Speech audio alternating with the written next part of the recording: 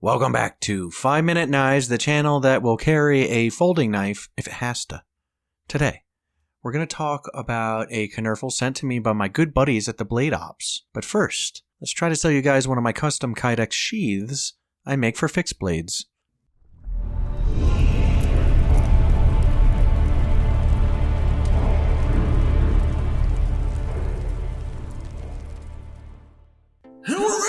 Okay, hopefully you guys bought a custom Kydex sheath, and you did so by emailing me at dragonscalejoe@gmail.com. Remember, all Subscribestar members get 15% off all custom sheath orders. Okay, Spyderco. That is the name of the chumpine that makes this Knerfel that was sent to me. Now here's the box. I'm going to do a brief unboxing. You guys know I hate unboxings. So here's the Knerfel. In the box, you have a sticker and a pamphlet which explains why the Spyderco employees are so snooty at the factory. So it's good to finally get an explanation there, but we don't need to read that on the channel. Here is the Spyderco PM3 in lightweight. Really snazzy little sombrich, okay?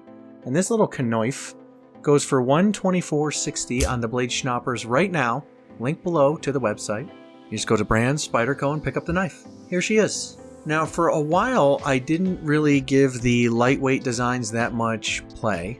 I wasn't always a huge fan of the wire pocket clips. In the form of like the Manix 2, I had the Manix 2 in G10 for a long time, blackened out, and I really dearly miss that blade. I gave it to a friend. I think I may even buy it again at some point, but I really love my Manix 2, and they make the Manix 2 in a lightweight variety as well, with like the, there's a bunch of them.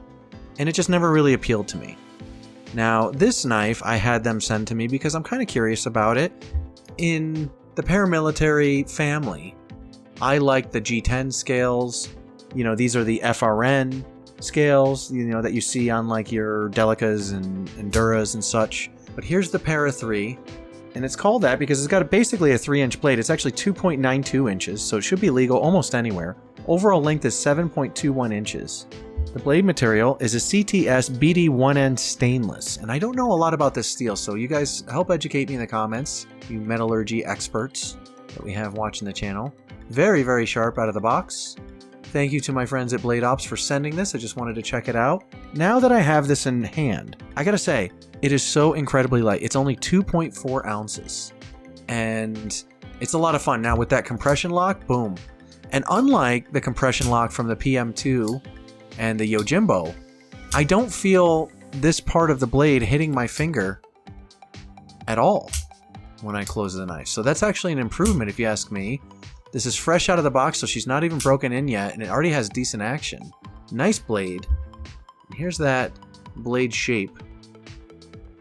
Tall, but that's because of the Spidey hole. Here is the wire clip. 1 screw inset, which I really like. Let's check the centering on her. Yeah. Looks like she's basically perfect, which is great. I'm glad companies are like getting centering right. It seemed like one of those things that should be kind of like a no-brainer. Knife has to be centered. That's it. If we screw it up, we screw it up. We got a little lanyard hole here. But overall, I think this would be a fine EDC. Would this be better than like a Delica, for example, which they're similar size? Yes, I would say yes. It's got better ergos. This kind of jimp choil here is very comfy. The handle in itself, everything's all chamfered and rounded, which I really appreciate. Like there's no metal in the skeletonized portions of the handle here, which was nice. I mean, we got a couple of standoffs right here, 3. So open construction for the most part. The compression lock is very addicting. It's a lot of fun. I actually really love the compression lock personally. Always been a sucker for it. And in this form factor, you really get a lot of compression lock fidget time. This knife doesn't feel too dangerous to the user. Just keep in mind, guys, it's the smaller blades that get you.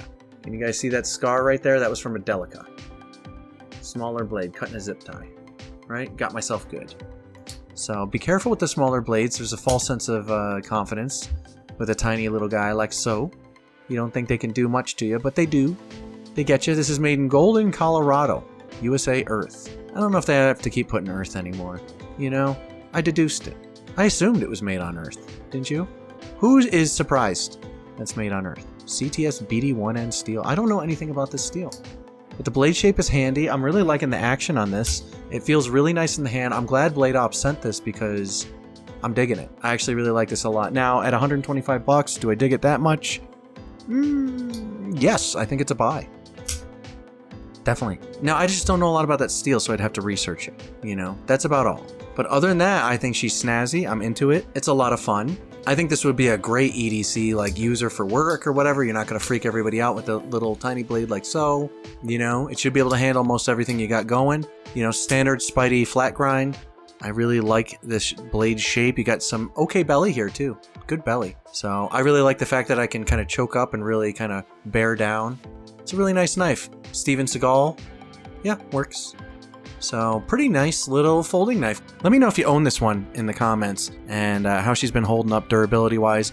I'm curious about the endurance factor of the handle since there's nothing metal in there for the most part. So do these handles break in time? How are they holding up? How long have you had it? Have you put it to any hard use? You know, these are my questions. So durability is the question for the handle, the FRN, which is just plastic in here. But I only feel like a just ever so slight bit of flex. Not bad, feels pretty solid as far as a EDC implement.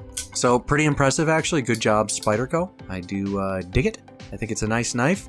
And this was on my honorable mentions for top 5 Christmas gifts for badass dads. This was my practical mention.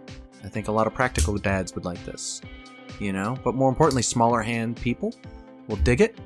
The 2 of you ladies that watch this channel, you may dig it. And other than that, I just think that this is kind of like a knife for everyone. In a lot of different states, this would be legal in most places, and why not? And it's not terribly, terribly expensive. I mean, considering most Spydercos are pretty up there, 125 is not terrible.